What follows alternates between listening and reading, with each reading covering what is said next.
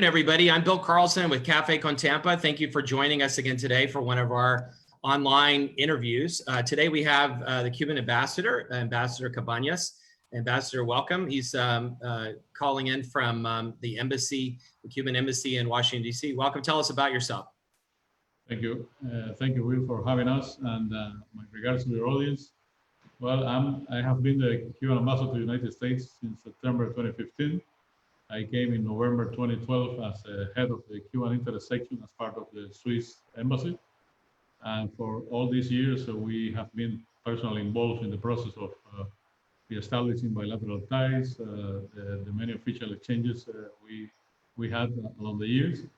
And then I have been a witness from Washington on how our two countries have been able to discuss and negotiate the differences, and even on those issues where we still have no agreement whatsoever. Great, thank you. And we've been trying to get you to speak in person at Café con Tampa. I know you've spoken in Tampa and St. Petersburg several times over the last few years. And by the way, Mayor Kreisman from St. Pete sends his regards. And over the last few years, you've gotten very involved in St. Pete. And in fact, the Cuban government donated a mural by a famous artist in Cuba. Can you tell us about that real fast? Well, as you said, I have had the chance to visit the Tampa Bay area several times. We have many friends, a very large Cuban community in Tampa, and particularly Ivor City. There is a lot of history behind that. Roughly around 100,000 Cuban Americans live in that area. And we have many connections in history. You know, Jose Marti, many times he visited, and he was welcomed by Cubans at the time fighting against Spain. We have been invited, and we have had the chance to meet your elected officials, particularly Mayor Kreisman. We have many friends and people who have followed Cuban issues for years. And basically in 2015 and 16, the business community, I would say, was mobilized for the opportunities they thought they had in terms of bilateral link with Cuba. And then we had the opportunity to talk with the local business community, the chamber, etc., and the cultural initiative. You remember we have some friends there thinking about at some point probably organizing a Cuban fest that will definitely support from the embassy. And I think the artist you mentioned is Michel Mirabal. It's a Cuban flag, actually. Yeah, Cuban flag and American flag together. It's in the Warehouse Arts District in St. Pete, if anybody's interested. You mentioned the chambers. The Tampa Chamber worked for several years to get flights to Cuba and lobbied the Obama administration. And then the St. Pete Chamber, St. Pete Downtown Partnership in particular, and a lot of groups in St. Pete. And because of that, there's been quite a few exchanges, and you've spoken in St. Pete as well. Many people don't realize it, but in Tampa, we grew up learning about the history of Jose Marti and the cigar factories. But the historians in the area tell us that the history of St. Petersburg began with the Narvaez expedition in 1528. So it's interesting learning all of that. The first mayor in St. Pete was a Cuban guy. Oh, yeah. Wow. Okay, so we're here today to talk about COVID-19. And, the Cuban government Cuba are famous for the number of doctors and the medical system. Could you tell us, every country is looking at this situation differently, and there seems to be no right answer. There's only parts of right answers.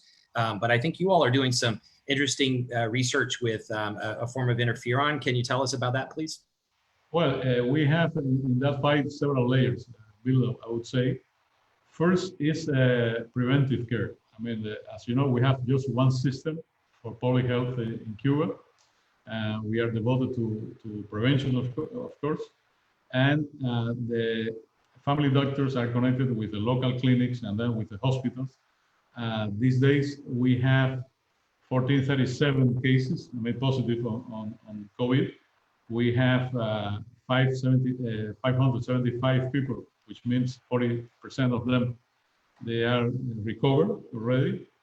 And we have lost 58 lives. Now, among those 1,437 cases positive, yesterday, I mean, every day we have a press conference and we update the numbers and the measures we have taken.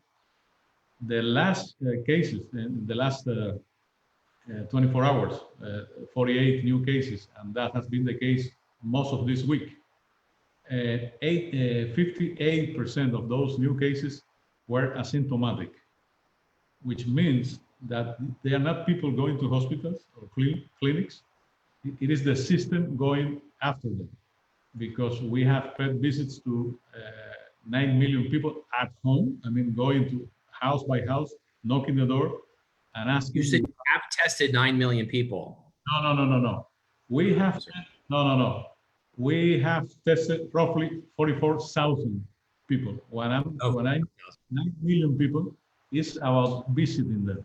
I mean, going home, house by house, knocking the door and asking, do you have any symptoms? Are you doing well? Because as you know, part of this fight is for people to understand and to know the symptoms. And sometimes they feel sick and they don't realize that it could be COVID-19. Then those families or individual people with symptoms, we isolate them. We follow them through the family doctors.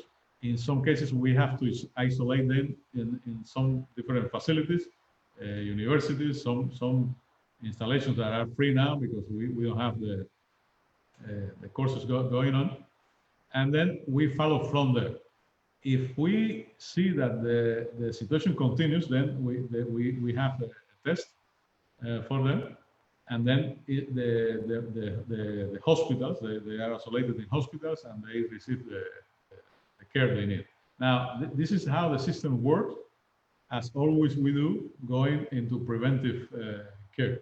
Now, when you mention drugs, well, we have the capacity to produce locally in Cuba 22 different drugs that we are using to fight the disease. Probably interferon, the one you mentioned, alpha-2b, is the one that received most of the coverage in the international media. It's an interferon that we have used for years, fighting other diseases. It helps your immune system. Some people have said that this is a cure for the disease. It is not. It's a drug that helps the patient to fight, to face and fight back the disease, because it increases the capabilities of your immune system. Now, on top of that, as probably you know, we have already 22 different groups, brigades in 21 countries, from the Middle East to Europe to the Caribbean, in countries that they have requested some support. For instance, in Italy, the situation was very severe, and they needed help from anyone who was able to support them. And in other countries like our Caribbean neighbors, brothers and sisters from the Caribbean, they don't have the human capacity to face that in terms of human resources, And for years, you know, that we have had brigades in those countries fighting other diseases, from Haiti to St. Lucia and St. Kitts and Nevis. And in those 22 brigades, they are part of what we call the Henry Reef Brigade. Henry Reef was a patriot, an American patriot fighting in Cuba against Spain a century ago. Those 22 brigades are actually on top of the presence we had already in 59 other countries. When we talk about 22 Cuban brigades traveling abroad now under COVID, you have to add that to those who were in 59 countries before fighting other diseases. In many cases, they have been there for years, helping local population authorities to face from Ebola to you name it, other diseases. That's in general terms what we are doing locally in Cuba with our own population. We are very confident on the data we are able to show now. In many countries, people are wondering if the data they are providing is precise or not. And that's what you need to make decisions. Where in our case, we are very, very confident that the data we have to make decisions is relevant, is precise. And that's why if you combine that to the preventive approach of our system, we could say probably right now we are 1 month or 2 months ahead of other countries in terms of knowing what will happen in the near future. If you are at a hospital waiting for a sick person to come, infected with COVID, you're simply reacting what is going on. If you spend time and resources in preventive care, then you are sometime ahead of the impact that you could have in hospital. And in many countries, in many cities and places, people are fighting with the serious and critical ill persons. In our case, as I mentioned at the beginning, as we do a lot of work with asymptomatic patients, at that moment, the disease is, I would say, very mild. And that's where if you provide these people with drugs like interferon, they have a different capacity to react to the disease, and your lethality rate is lower. And this is the case on Cuba. Our lethality rate right now is around 4%. In the Western Hemisphere, right now, as we speak, is 5.56%. Then our lethality rate is lower than the rest for that reason. Is there, does Cuba have an equivalent of the stay-at-home or safer-at-home policy? Yes, we do. Yes, we do. We rely on that a lot. And as many people have said, part of the victory you can have facing this disease is that people are informed, that people are aware about going on, and to have everyone on board. It's impossible that you can defeat this disease without the support of everybody. And yes, we have many people in Cuba who are not working, who are not attending classes these days. Young people, they are not going to university classes these days, and they stay at home or they support local authorities for that campaign I mentioned you, to go door by door asking symptoms, to collect data on local populations, or simply to help those families that are isolated in the facilities we mentioned. Was the infection mostly in the heavy tourist areas, or did it spread throughout the country? It is mainly a spread, but the largest amount of cases is Havana City, for instance, Northern Matanzas, Holguín, Santiago de Cuba, all those areas, where we have the most exchange with the outside world.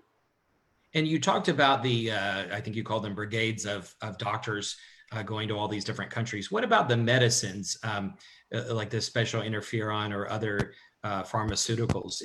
Is Cuba also exporting that or sharing it with other countries? We have been selling that before, because as I said, this is a product that comes from the late 80s. It was definitely used in a positive way in China with positive results. And before we were exporting to other countries as well. And during this pandemic, we have requests from other countries. Great. And have you had requests from any place in the United States? No, not officially. People know about that. This is a very large country, and you have not only federal agencies, but you have universities, you have experts who know Cuban experts very well, and they are knowledgeable about what we produce and what we are able to put in the market. Now you have your federal regulations, unless FDA passed and approved that such a drug can be sold in the United States. We cannot do anything else. I know that Cuba has a lot of research projects going on in the United States. In fact, here at the Florida Aquarium, there's been an ongoing research project for several years, which my colleague helped set up, that looks at studying coral reefs. So in Florida, we're trying to restore the coral reefs, and Cuba, you still have them, and so you're trying to save them and protect them. But there's also a research project, I think, going on with a university or hospital in New York that is studying a lung cancer. Yeah, tell us about that, please. Vaccine. Well, first, thank you for the opportunity to excuse myself with our aquarium friends in Florida, and it's relevant what you just mentioned, that most people don't know that experts from Tampa and experts from Cuba, they are a team, and they have been working to recover coral reef in the Caribbean Sea, which is an amazing research, and it's an amazing result for our lives in the United States and Cuba. We hope that that cooperation continues in the future. Then my regards goes to them as well. Now, in terms of the lung cancer vaccine, which is called CIMAVAX, we have the only joint venture we have between the United States and Cuba these days is the Roswell Park Cancer Center in New York and the Center of Molecular Immunology in Cuba, CIM. They signed a joint venture back in 2017. Experts in New York, in Roswell Park, they realized that if they could use CIMAVAX on very ill patients suffering from, in serious conditions, suffering lung cancer, and they mix that vaccine with other drugs, the opportunities for them to recover and the life expectancy will increase definitely. We, in Cuba, we were using that vaccine with very sick and patients in a very serious and critical condition. Now, our experts are wondering if they could use the vaccine as a preventive tool as well. I mean, in those citizens or those families where they know that the disease will develop, and then they can use it as a preventive tool. I think this joint venture is a good example, a very positive example on how many issues can cover cooperation in health, particularly when experts in Cuba and the United States, they have the opportunity to talk and exchange and do joint research. So back to the COVID-19 processes and pharmaceuticals. Do you think there's a possibility that a research institution in the United States could partner with you all to study your results and the methods and pharmaceuticals that you're using? I think there is a possibility in the immediate future, and definitely this is a path we have to follow in the future. As you know, we signed it in 2016 an MOU on health, which is a very comprehensive agreement. Relations between your experts and American experts and Cuban experts has been there for many, many years. Our two scientific community have been exchanging ideas for 150 years. And this is a process that has been increasing in the last years as well. We have, any disease like COVID or Ebola or many others, or malaria, is a risk for everybody.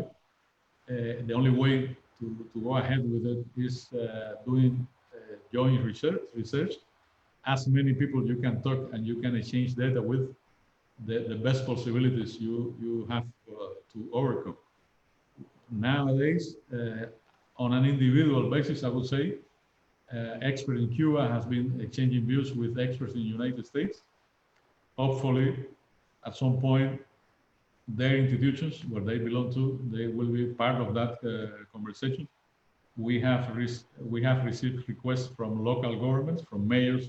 We have been in contact with some governors' offices, because people need information. People who are taking decisions when you go back to work, when you go back to the university or to college, they need to have data from other countries. They need to have input and expertise. As you said before, no one knows how to individually how to defeat this. If we have a collective conversation, then our chances are definitely better. Here, the same thing with the Gulf of Mexico. So we share the same body of water. Florida shares the same body of water with Cuba. If anybody looks at a map, you turn Cuba sideways, it's an enormous country, and you can't go on a cruise ship to the Caribbean without going around it at least. And for a while we had cruises going there. But years ago, I think Albert Fox or someone helped negotiate an agreement so that the governments in the region could look at or deal with potential oil spills. So after Deepwater Horizon, we're trying to figure out how could we deal with the Gulf of Mexico and protect it in a catastrophic event like that? Is that agreement still going on, and what's the status of it? Yes, officially, Bill is still there. It's called MTOP. It encompasses Mexico, United States, Bahamas, Jamaica, and Cuba. And the same way Al did, and a lot of friends from Florida and southern states in the United States, people realized that we can keep the Caribbean Sea clean by talking and by exchanging and by having cooperation. We had in the past some drills. I think the Coast Guard was involved. Tropas Guardafronteras in Cuba was involved.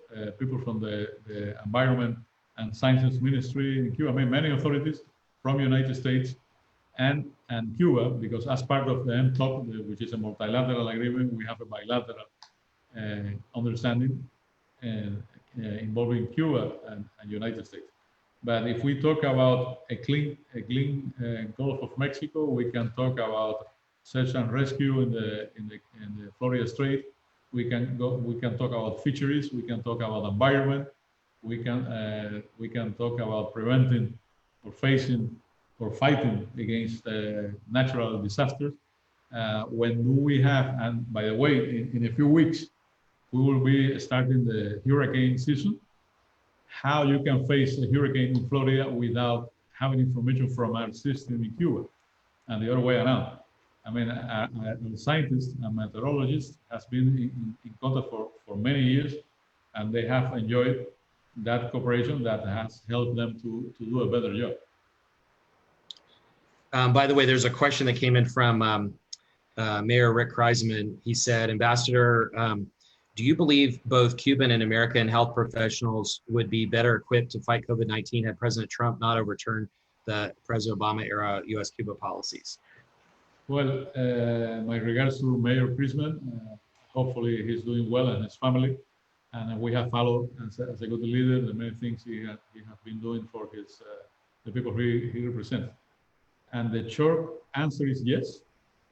We would have been better without the reversal we have had in that policy. I mentioned before that we signed a very comprehensive agreement back in 2016 on health, specifically on health, that encompasses many projects and ideas from cancer to heart diseases to neurological diseases. As part of that, I mean, as an umbrella, as part of that MOU, our scientists has been in contact for a while, and probably that joint venture I mentioned with Roswell Park is in some way a result of that dialogue.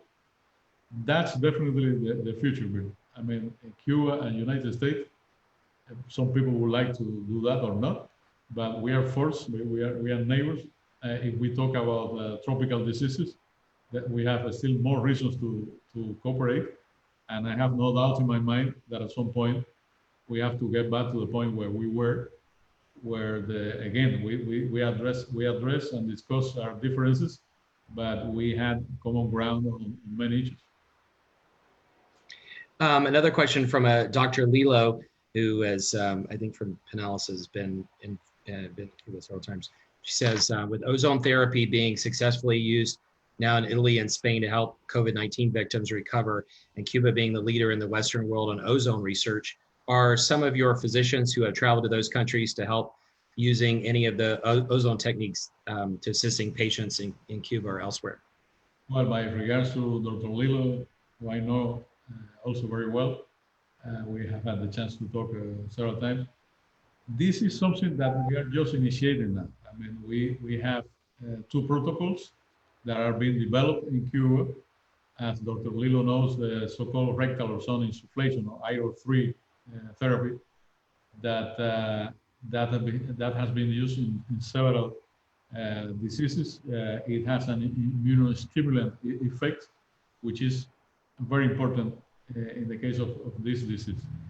As I said before, it is key that we deal with those people who are asymptomatic. And as long as we can help them to have a better immune system, the best they will do if the disease develops. But what I can say now to that particular question is that we have 2 protocols in Cuba that are initiated. We still don't have data to share because it's something that we will try with that possibility. We were thinking about that possibility only recently, and hopefully in a conversation in the future, we can share some expertise with that technique, specifically on this disease. Another doctor in the area, Dr. Soa, asked a question. During the worst 3 weeks of the coronavirus outbreak in New York, there was an urgent need for nurses and doctors. Would Cuba have been willing to help had the United States asked for assistance? Well, my regards to Dr. Soa as well. We cannot answer on something, we cannot answer a question that has not been asked. We have, our human resources are limited. We have been responding to those requests that have been asked.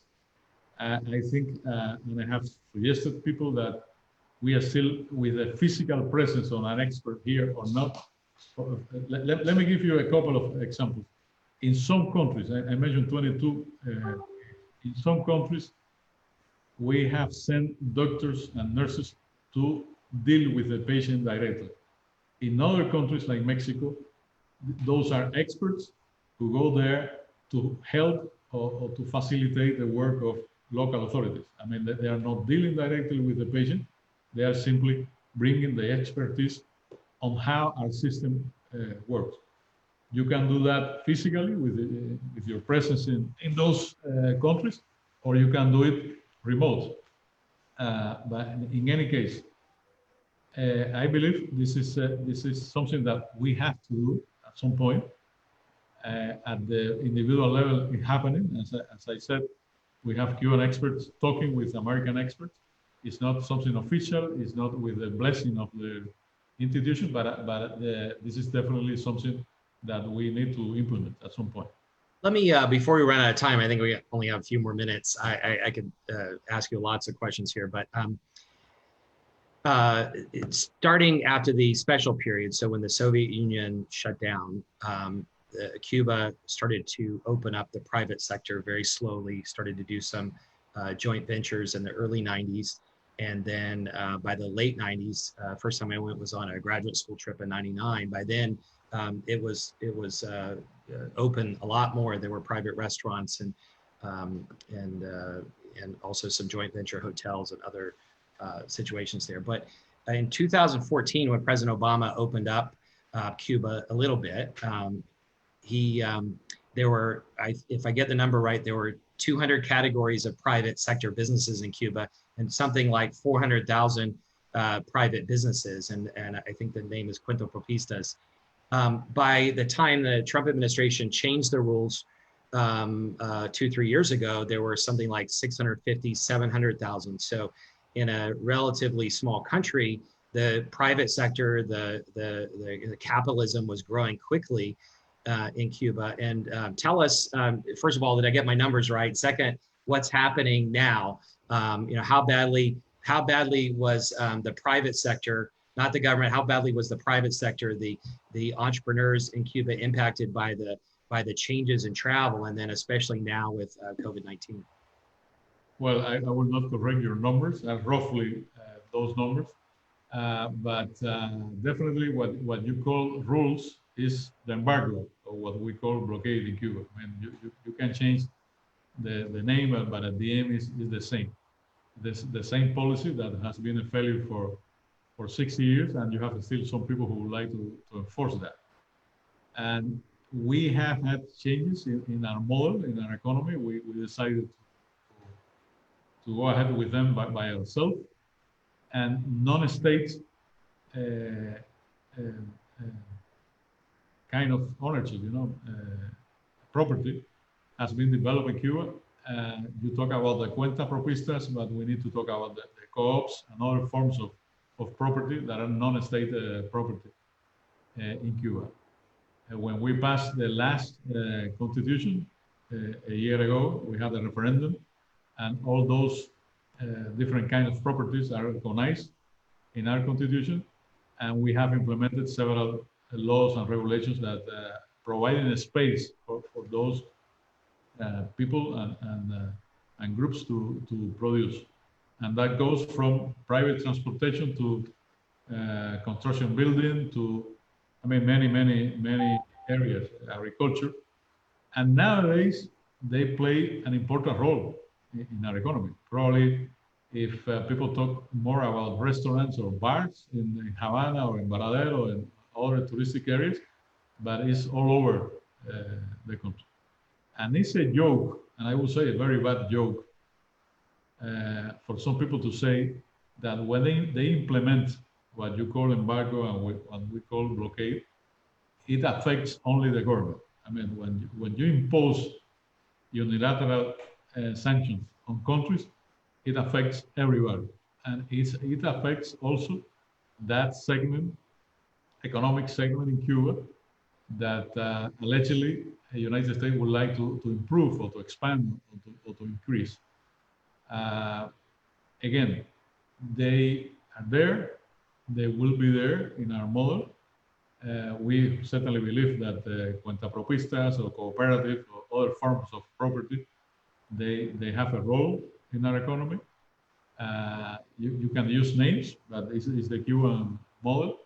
Now, when an embargo, when a blockade is imposed against Cuba, it affects everybody. And these days, some people have been caught by surprise when they read the articles about those cuenta propistas and members of a cooperative in Cuba talking how these rules affect them, reacting against those measures. You mentioned before cruise liners and the visit of how many tourists in Cuba. We were close to, the last figure was 4.7 million people visiting Cuba, and the many services they received from those guys. These days, when new measures, and we have to say, only last year, 82 different measures were imposed to strengthen the blockade and the embargo. They have been suffering the effects as well. One of the questions that people throw back is, well, Cuba is open to the rest of the world. Why is it that the United States is important? Why does it matter? Why does the blockade matter? Well, it does matter. First, because the strength of your economy. The proximity is not the same thing to buy something in Asia than to buy it here from the United States. But also because the embargo, the blockade, is not a bilateral thing. It has a multilateral effect. And when we have been recently denouncing how the United States has been pressing third countries and how the United States has been tracking third countries' companies not to do business with Cuba, then it has a multilateral effect. And probably the less known and the less visible effect is when we talk about financial transactions. It's more and more difficult these days to do any transaction with Cuba as a point of origin or destination with any foreign bank. Can you tell us also, I know we're going to run out of time here in a minute, but can you tell us also how the embargo or blockade has affected COVID-19? I think there was a plane that was sent by an entrepreneur in China that was turned around because of the embargo. Tell us. It affects. Remember that the blockade has had an accumulative effect on the Cuban economy. If you consider the depreciation of the dollar, we are going roughly about $1 trillion. The effect on our economy. And that goes from food to health, to agriculture, to mining, to any sector. It's very difficult these days to buy, although the State Department will tell you that they approve licensing to sell commodities to Cuba. the fact is it's impossible to do that. You don't have the financial support to do that.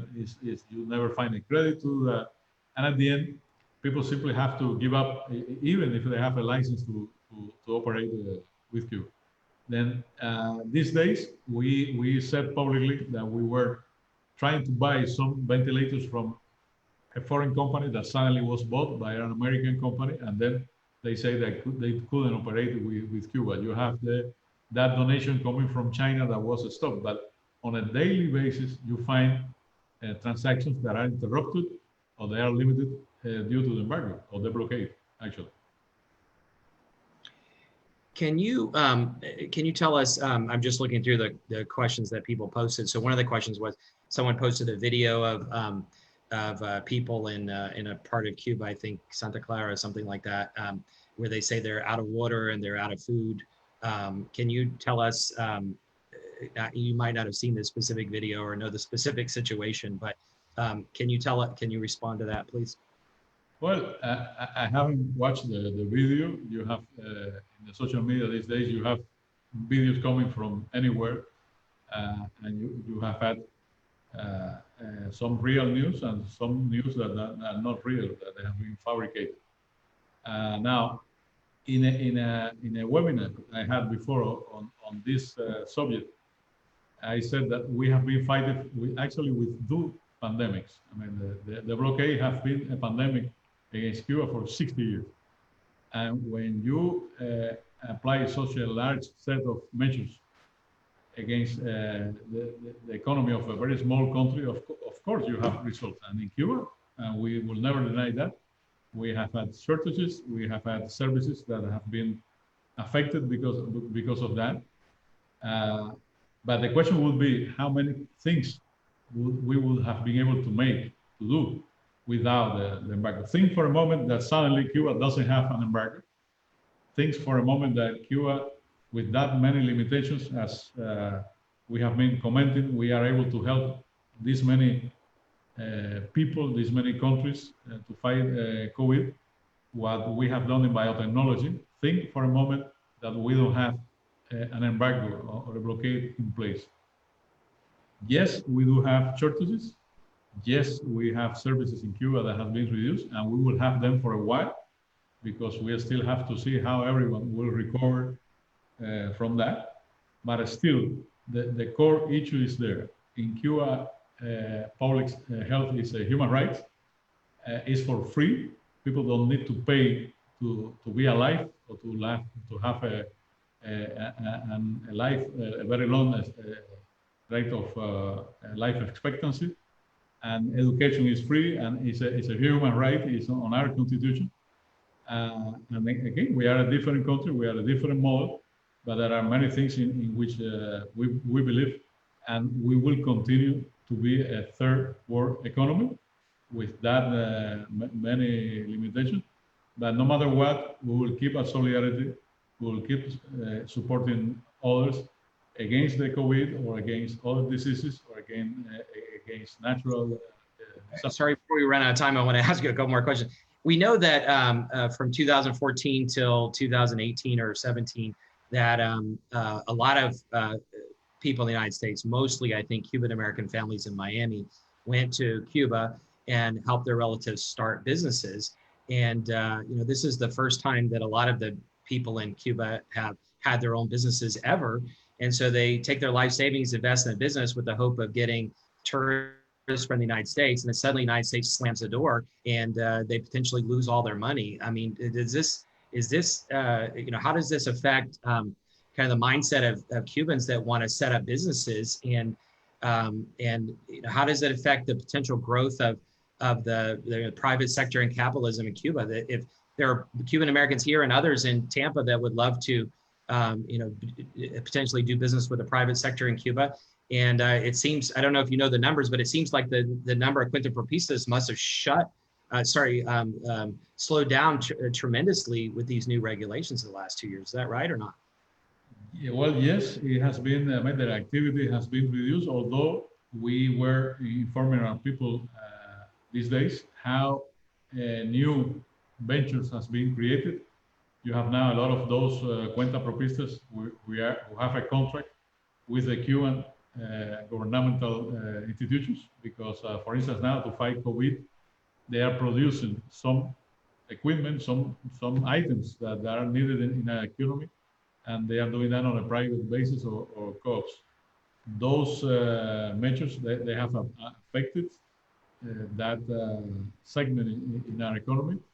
And talking about numbers, Bill, on every poll you have among Cuban Americans and among Cubans in general, the large majority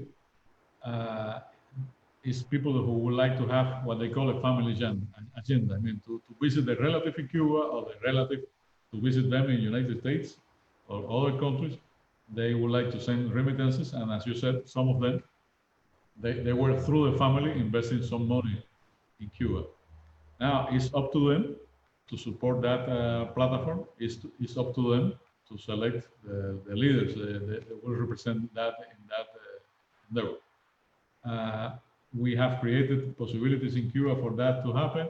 You have seen how we have changed our migratory and our consular rules for that exchange, for that dialogue, I would say, to happen.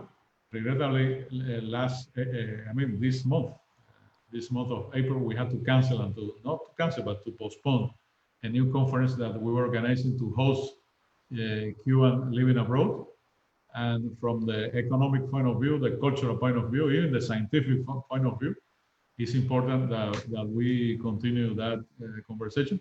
And I have been following this subject for many years. And I truly believe that at some point that those policies will have to be reversed. So a couple more questions, if I could just grab a couple more minutes from you. One question that I'm asked a lot is some people think that there are restrictions on Americans traveling to Cuba from the Cuban side. Tell us about that. If an American wants to go to Cuba, what do they need to do from the Cuban perspective? Well, we don't have any regulation in Cuba saying that because you're American, you are a different kind of citizen or something like that. We welcome any American with goodwill going to Cuba, or either to do tourism or to be involved in any other different kind of exchange. We welcome them. Some countries like China and Russia, Brazil in the past, you had to fill out pages and pages of visa to be able to go. What's the visa process for? In our case, it's as simple as having a tourist card. I mean, if you're not coming for any official purpose and you're simply visiting and doing some sightseeing, it's as simple as getting a tourist card. As simple as that. Now, is there any restriction on where Americans can go? Can they go anywhere in Cuba, or are there, anywhere where any other tourists go? I mean, you can go to a hotel in Holguin and you will see a room with an Italian, next door an American, and next door a Spaniard, and next door a Chinese or a Japanese. Now, restrictions are on this end. I mean, until recently, we had United States restrictions, right? That's right. You technically you cannot go to Cuba to do tourism.